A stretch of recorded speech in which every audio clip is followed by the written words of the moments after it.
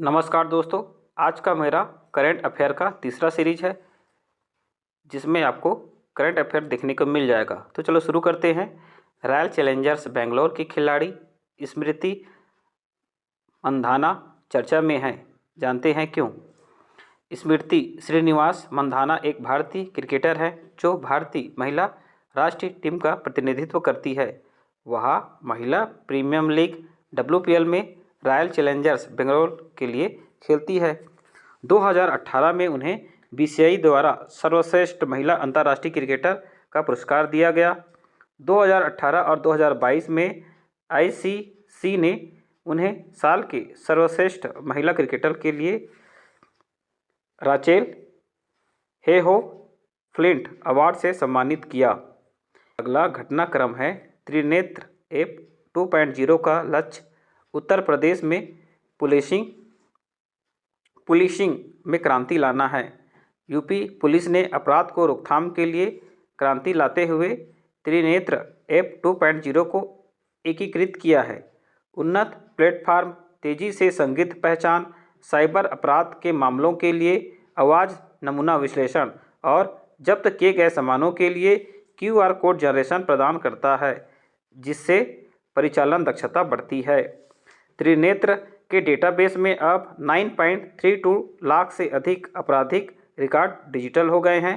Police सुरक्षा जांच के दौरान संदिग्धों की तेजी से पहचान कर सकती है। अगला घटनाक्रम है ECI ने हिमाचल प्रदेश में मिशन 414 अभियान शुरू किया है। चुनाव आयोग ने हिमाचल प्रदेश में मिशन 414 का शुरुआत किया है, जिसका लक्ष्य 414 मतदान केंद्रों पर उच्च मतदान प्रतिशत को लक्षित करना, जहां पिछले लोकसभा चुनावों में 60% से कम मतदान हुआ था। अभियान के प्रयासों का उद्देश्य 1 जून को 6 विधानसभा सीटों और 4 लोकसभा सीटों के लिए होने वाले उपचुनावों के साथ लोकतंत्र को बढ़ाना है। हिमाचल प्रदेश के मुख्यमंत्री सुखविंदर सिंह सुक्खू हैं। अगला घटनाक्रम वैज्ञानिक ने इबोला को रोकने के लिए संभावित नई दवा का लक्ष्य ढूंढ लिया है। वैज्ञानिकों ने नए तंत्र की खोज की जिसके द्वारा इबोला मानव शरीर में प्रजनन करता है। यह संभावित दवा विकास के लिए VP15 प्रोटीन को लक्षित करते हुए मानव यूबीक्विटिन प्रोटीन के साथ परस्पर क्रिया करता है। उन्नत कम्युटेशन मॉडल से संभावित यौगिकों की पहचान की है जो इबोला के वायरस प्रोटीन और मानव प्रोटीन के बीच बातचीत को बाधित करते हैं। इबोला की खोज 1976 में हुआ था। सबसे बड़ा इबोला का प्रकोप 2014 से 2016 के बीच हमको देखने को मिला था। अगला घटनाक्रम में देखेंगे आप सिकल सेल रोग के लिए पहली कमरे के तापमान पर स्थिर दवा hydroxy urea oral suspension launch की गई, जो कम लागत पर इलाज की पेशकश करती है। एक्मस ड्रग एंड फार्मास्यूटिकल ने इस दवा को विकसित किया है। कंपनी ने जीवन बदलने वाली यह दवा को सरकार को 600 रुपये से कम कीमत पर उपलब्ध कराने का वादा किया है। सिकल सेल रोग एक वंशानुगत रक्त विकार है जो हीमोग्लोबिन को प्रभावित करता है। गूगल ने AI एजेंट सीमा पेश किया है जो पेशेवरों की तरह गेम खेल सकता है। गूगल डीप माइंड ने सीमा SIMA पेश किया है जो एक AI एजेंट है जो पेशेवरों की तरह गेम खेल सकता है और प्राकृतिक भाषा के निर्देशों का जवाब दे सकता है। सीमा को No Man's Sky, Teardown, Valheim और गोट सिम्युलेटर 3 जैसे खेलों पर प्रशिक्षित और परीक्षण किया गया था। लक्ष्य ऐसे एजेंट बनाना है जो उच्च स्तरीय रणनीतिक योजना बना सके और कार्रवाई कर सके। सीमा का अर्थ है स्केलेबल इंस्ट्रक्शनेबल मल्टीवर्ल्ड एजेंट है। अगला घटनाक्रम में देखेंगे डेविन AI दुनिया के पहले पूर्ण स्वायत्त एआई सॉफ्टवेयर इंजीनियर का अनावरण किया गया। एक अभूतपूर्व विकास में अमेरिका में स्थित अप्लाइड एआई लैब कॉग्निशन ने डेबिन एआई पेश किया है और दावा कर रहे हैं कि यह दुनिया का पहला पूर्ण स्वायत्त एआई सॉफ्टवेयर इंजीनियर है। नवोन्मेषी एआई एजेंट ने पहले ही अग्रणी एआई कंपनियों के द्वारा आयोजित व्यवहारिक इंजीनियरिंग साक्षात्कारों को पास करके और एक प्रसिद्ध फ्रीलांसिंग प्लेटफॉर्म अपवर्क पर पोस्ट की गई वास्तविक नौकरियों को पूरा करके ध्यान को आकर्षित किया है। एआई का जन्म 1950-1956 भारतीय नौसेना ने आईएनएस कोलकाता की सहायता से एमवी रूएन को बेस के रूप में इस्तेमाल करने सोमाली समुद्री लुटेरों के प्रयासों को विफल कर दिया, चालक दल के 17 सदस्यों को बचाया और 35 समुद्री लुटेरे को हिरासत में लिया है। इस ऑपरेशन के सफलता में मार्कोस के साथ P-8I विमान, आईएनएस सुभद्रा और हेलट्रोन महत्वपूर्ण रहे। नौसेना ने चालक दल की सुरक्षित निकासी सुनिश्चित करने के लिए न्यूनतम बल का प्रयोग किया, जो समुद्री डकैती विरोधी एक महत्वपूर्ण जीत है। भारतीय नौसेना स्टाफ के प्रमुख एडमिरल आर हरि कुमार हैं। अगला घटनाक्रम में देखेंगे, व्लादिमीर पुतिन ने रूसी राष्ट्रपति चुनावों में भारी जीत का दावा किया। पुतिन ने रूस के राष्ट्रपति चुनाव में रिकॉर्ड 87.8% मतदानों से जीत हासिल की, जो आधुनिक रूसी इतिहास में सबसे अधिक है। उनकी जीत में उन्हें 200 से अधिक वर्षों में रूस के सबसे लंबे समय तक सेवा करने वाले नेता के रूप में स्टालिन से आगे निकलने की राह पर खड़ा कर दिया है। पुतिन एक पूर्व केजीबी लेफ्टिनेंट कर्नल हैं, जो पहली बार 1999 में सत्ता में आए। रूस की राजधानी मॉस्को, रूस की मुद्रा रूबल। अगला घटनाक्रम, वरिष्ठ नौकरशाह राहुल सिंह को नए सीबीएसई प्रमुख के रूप में नियुक्त किया गया। बिहार के 1996 बैच के आईएएस अधिकारी राहुल सिंह को हाल ही में नौकरशाही फेरबदल में सीबीएसई अध्यक्ष के रूप में नियुक्त किया गया। उन्होंने शैक्षणिक नेतृत्व में एक महत्वपूर्ण बदलाव का प्रदर्शन करते हुए निधि छिब्बर की जगह ली, जो अब नीति आयोग के सलाहकार हैं। इस नियुक्ति को कैबिनेट की नियुक्ति समिति ने मंजूरी दे दी, जो सीबीएसई में एक उल्लेखनीय प्रशासनिक परिवर्तन है। सीबीएसई की स्थापना 1929 में किया गया। कोटक बैंक ने जयदीप हंसराज को वन कोटक का अध्यक्ष नियुक्त किया। कोटक बैंक ने जयदीप हंसराज को वन कोटक का अध्यक्ष नियुक्त किया। जयदीप हंसराज को कोटक महिंद्रा बैंक ने वन कोटक के समूह अध्यक्ष के रूप में नियुक्त किया। श्रीपाल शाह निरंतर विकास और नवाचार के लक्ष्य के साथ हंसराज के पदभार ग्रहण करते हुए कोटक सिक्योरिटीज का नेतृत्व करने के लिए तैयार है। वन कोटक पहल का लक्ष्य अंतर समूह सहयोग है, जिसमें अशोक वासवानी आगे की परिवर्तनकारी यात्रा पर प्रकाश डालते हैं। कोटक बैंक का प्रधान कार्यालय मुंबई। कोटक बैंक का स्थापना 21 नवंबर 1985। अगला घटनाक्रम, तेलंगाना की राज्यपाल तमिलिसाई सुंदरराजन ने इस्तीफा दे दिया।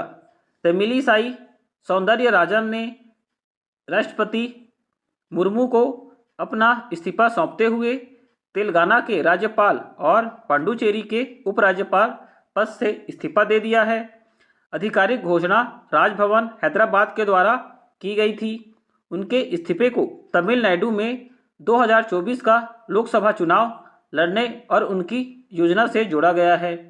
तेलंगाना के मुख्यमंत्री रेवंत रेड्डी, पांडुचेरी के मुख्यमंत्री एन रंगास्वामी। अगला घटनाक्रम, भारत की पहली ऑयल पाम प्रसंस्करण इकाई अरुणाचल प्रदेश में शुरू हुई। सुविधाओं में एक उन्नत प्रसंस्करण कारखाना, एक शून्य निर्वहन संयंत्र और एक पाम अपशिष्ट बिजली संयंत्र शामिल है, जिसका उद्घाटन पीएम मोदी ने किया। इसका उद्देश्य पूर्वोत्तर में किसानों की आय को बढ़ावा देना है। यह खाद्य तेलों में आत्मनिर्भरता हासिल करने की दिशा में एक महत्वपूर्ण कदम का प्रतिनिधित्व करता है। इसके अलावा पीएम मोदी ने उत्तर पूर्व में 55,000 करोड़ रुपए से ही अधिक कई अन्य परियोजनाओं का आधारशिला रखी। अलकराज ने मेदवेदेव को हराकर लगातार दूसरा इंडियन वेल्स ओपन खिताब जीता। कार्लोस अलकराज ने डेनियल मेदवेदेव के खिलाफ जीत के साथ अपने इंडियन वेल्स खिताब का बचाव किया। अलकराज ने मेदवेदेव के 11 मुकाबले 25 विनर्स लगाकर दूसरे सेट में जीत हासिल की।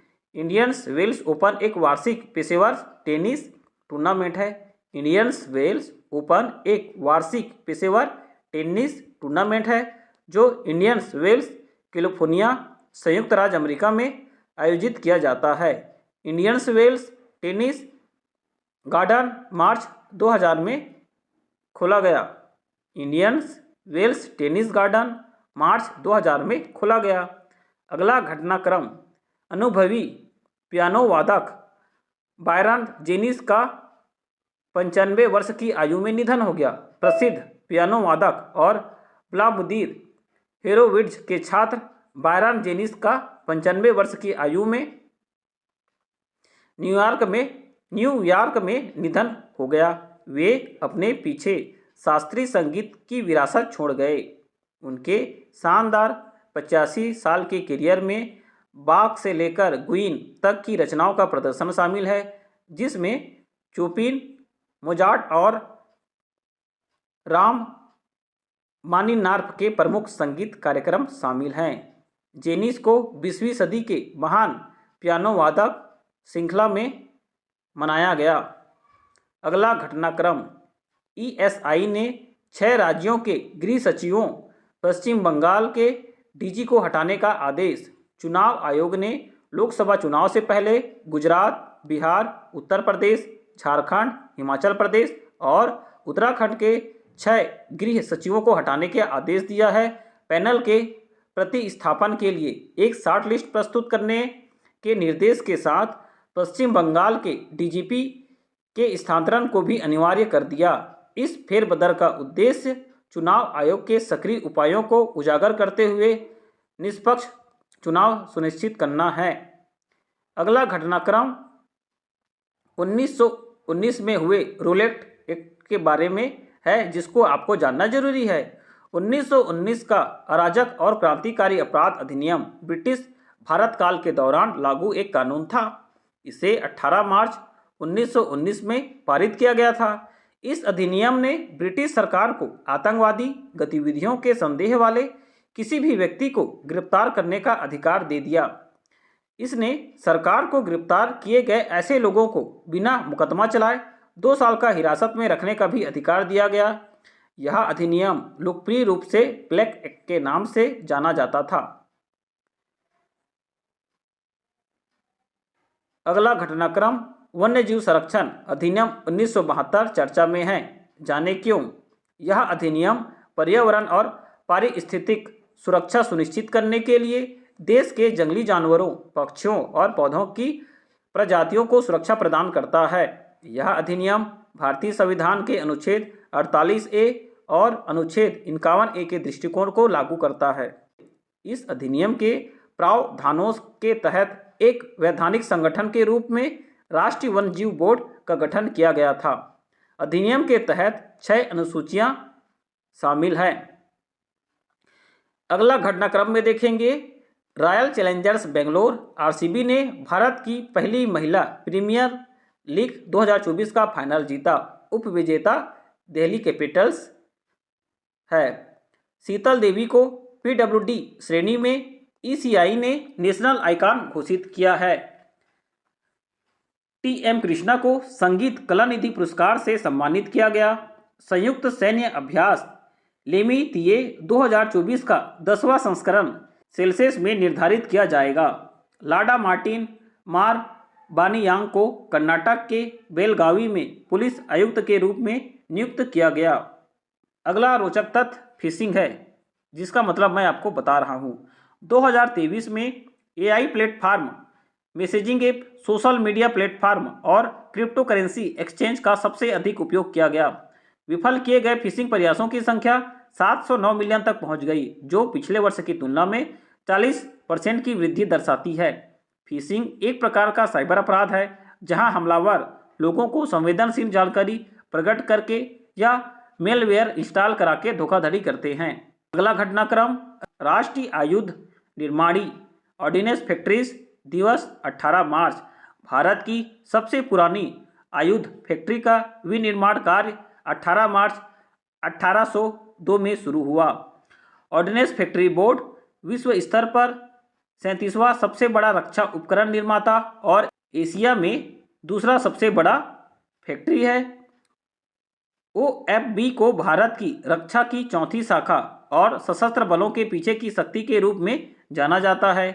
OBS की स्थापना 1775 में हुई थी और इसका मुख्यालय आयुध भवन कोलकाता में स्थित है।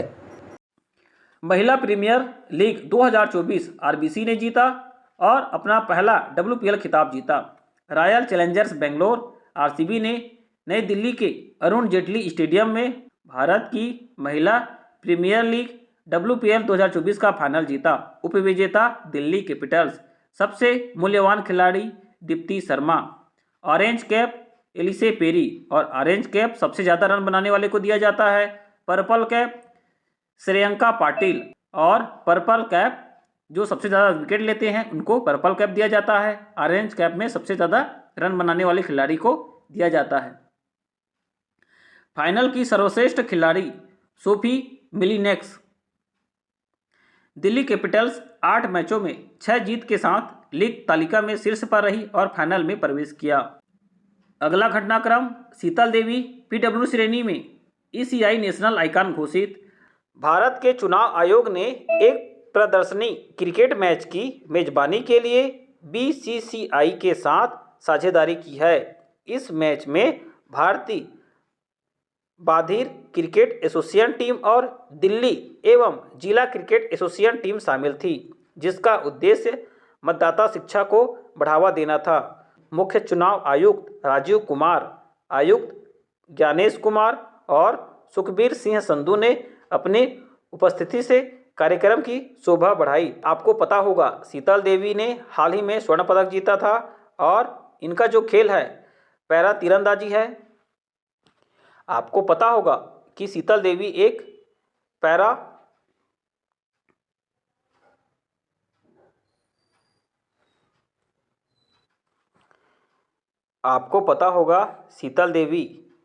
राष्ट्रीय पैरा ओलंपिक में स्वर्ण पदक जीता है और इनका जो खेल है ये पैरा तीरंदाजी में इन्हें स्वर्ण पदक मिला है। इसलिए भारतीय चुनाव आयोग ने नेशनल आइकॉन इसको घोषित किया है।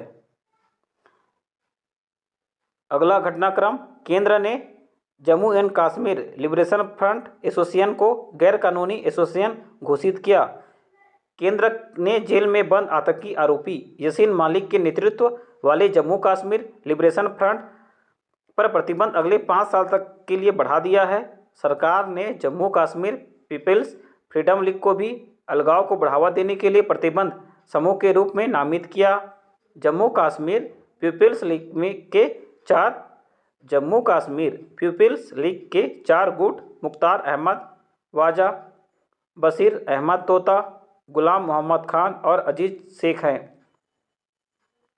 अगला घटनाक्रम, जम्मू कश्मीर सरकार ने पहाड़ी नई जनजातियों के लिए 10% आरक्षण को मंजूरी दी।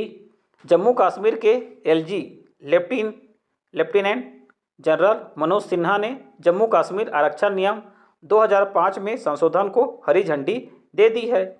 संशोधन में अनुसूचित जनजाति श्रेणी में पहाड़ी जैसी नई शामिल जनजातियों के लिए 10% आरक्षण का प्रावधान शामिल है। इसके अतिरिक्त समाज कल्याण विभाग के द्वारा अनुमोदित प्रस्ताव के हिस्से के रूप में 15 नई जनजातियों को अन्य पिछड़ा वर्ग ओबीसी में जोड़ा गया है। अगला घटनाक्रम, ज्वालामुखी के फटने के बाद आइसलैंड में आपातकालीन की स्थिति। रेंजेंस प्रायद्वीप पर एक और ज्वालामुखी विस्फोट के बाद दक्षिणी आइसलैंड में आपातकाल की स्थिति घोषित कर दी गई। दिसंबर 2023 के बाद इस क्षेत्र में होने वाला यह चौथा विस्फोट है। आइसलैंड 23 सक्रिय ज्वालामुखी प्रणालियों का घर है, जो यूरोप में सबसे अधिक संख्या है। विश्व का सबसे सक्रिय ज्वालामुखी माउंट एटना 3350 मीटर है, जो अफ्रीकी और यूरेशियन प्लेट के बीच स्थित है। अगला घटनाक्रम, इयाडा मार्टिन मार बनियांग बेलगावी के पुलिस आयुक्त के रूप में नियुक्त। श्री इयाडा मार्टिन मार बनियांग IPS KN 2009 को कर्नाटक में बेलगावी शहर के पुलिस उप महानिरीक्षक और पुलिस आयुक्त के रूप में सेवा देने के लिए तुरंत स्थानांतरित किया जाता है। 44 वर्ग के मार्बिनियांग ने पहले कलबुर्गी, यादगीर और CID बेंगलुरु में SP के रूप में काम किया था। 1955 बैच के अधिकारी उमेश कुमार को उनके साथ सहायक DGP कर्नाटक राज्य रिजर्व पुलिस KSRP के रूप में तैनात किया गया था। TM कृष्णा को संगीत कलानिधि पुरस्कार से सम्मानित किया गया। थोडूर मदाबुशी कृष्णा को मद्रास संगीत अकादमी द्वारा 2024 संगीत कलानिधि पुरस्कार से सम्मानित किया जाएगा। संगीत कलानिधि पुरस्कार को कर्नाटक संगीत के सर्वोच्च सम्मानों में से एक माना जाता है। 2016 में उन्हें रेमन मैग्सेसे पुरस्कार से सम्मानित किया गया था। उनके साथ नीना प्रसाद को भी नृत्य कलानिधि से सम्मानित किया जाएगा, जो नृत्य के क्षेत्र में मद्रास संगीत अकादमी की मान्यता है। अगला घटनाक्रम, कश्मीर ने श्रीनगर में पहली बार फार्मूला 4 कार रेस शो की मेजबानी की। यह दौड़ कश्मीर के पर्यटन विभाग के तत्वाधान में फार्मूला 4 और इंडियन रेसिंग लीग के बीच एक सहयोग है। दौड़ ललित घाट से बुलेवार्ड पर नेहरू पार्क तक 1.7 किलोमीटर की दूरी तय करने के लिए निर्धारित थी। फार्मूला 4 रेस आशा की किरण के रूप में कार्य करती है, जो साहसिक पर्यटन और खेल आयोजनों के केंद्र के रूप में कश्मीर की क्षमता का प्रतीक है। अगला रोचक तथ्य, 10 सर्वश्रेष्ठ पनीर डेसर्ट की सूची में रसमलाई दूसरे स्थान पर है। पहला स्थान पोलैंड के सेरनिक को मिला। उसके बाद दूसरे स्थान पर भारत की रसमलाई रही। हाल ही में लोकप्रिय फूड गाइड टेस्ट एटलस ने विश्व के 10 सर्वश्रेष्ठ पनीर डेसर्ट की अपनी सूची का अनावरण किया। रसमलाई पश्चिमी बंगाली मूल की एक लोकप्रिय भारतीय मिठाई है। रस का अर्थ जूस होता है और मलाई का अर्थ होता है क्रीम। अगला रोचक तथ्य, पोखरा नेपाल की पर्यटन राजधानी घोषित। सुरम्य फेवा झील के तट पर स्थित बराही घाट पर आयोजित एक विशेष समारोह के दौरान औपचारिक घोषणा की गई। नेपाल के प्रधानमंत्री पुष्पकमल दाहाल प्रचंड पर्यटन राजधानी के रूप में पोखरा को अंतर्राष्ट्रीय मंच पर एक पहचानने योग्य ब्रांड के रूप में स्थापित करने में मदद मिलेगी। गंडकी प्रांत के मुख्यमंत्री सुरेंद्र राज पांडे।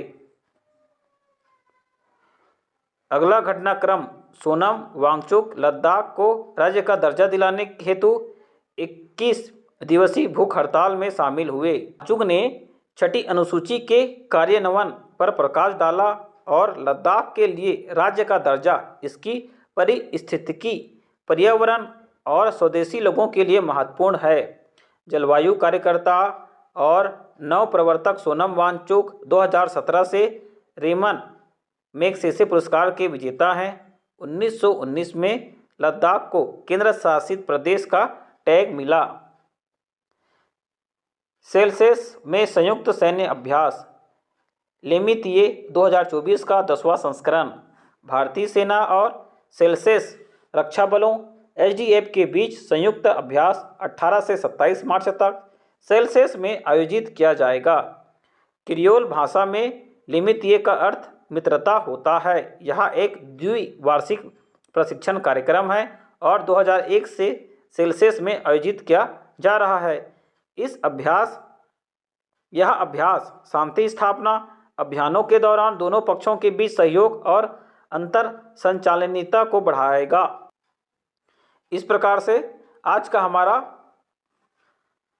करंट अफेयर का ये जो तीसरा चैप्टर है ये हो गया कंप्लीट और नए जानकारी के साथ।